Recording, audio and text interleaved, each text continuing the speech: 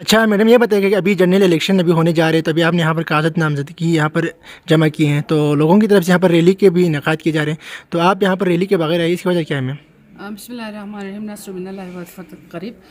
بہت شکریہ آپ نے سوال کیا۔ بالکل میں، کیونکہ آپ کو پتہ ہے اس وقت نیشنل انٹرنیشنل لیول پہ جو ملکی حالات جو واقعات ہو رہے ہیں، اور اسپیشلی جو شہید خامنہئی صاحب کا، آیت اللہ خامنہئی صاحب کا جو واقعہ ہوا ہے، تو اس کا ہم سب کو افسوس ہے۔ تو اس سلسلے میں پاکستان پیپلز پارٹی نے ایک فیصلہ کیا ہے کہ جو بھی نومینیشنز پیپرز جمع کروائے جائیں گے وہ نہایت سادگی کے ساتھ ہی جمع کروائے جائیں گے، کیونکہ آپ کو پتہ ہے کہ اس وقت گلگت بلتستان کے اندر سیاسی ہلچل اپنے عروج پر ہے۔ تو کافی ورکرز سپورٹرز جو ہے ان کی کالیں تھی، انہوں نے کہا کہ ہم بڑی ریلی کی شکل میں ہم تینوں حلقوں کے اندر ہم جو ہے نومینیشن فارمز بھرنے جائیں گے، اور بلکہ یہ بھی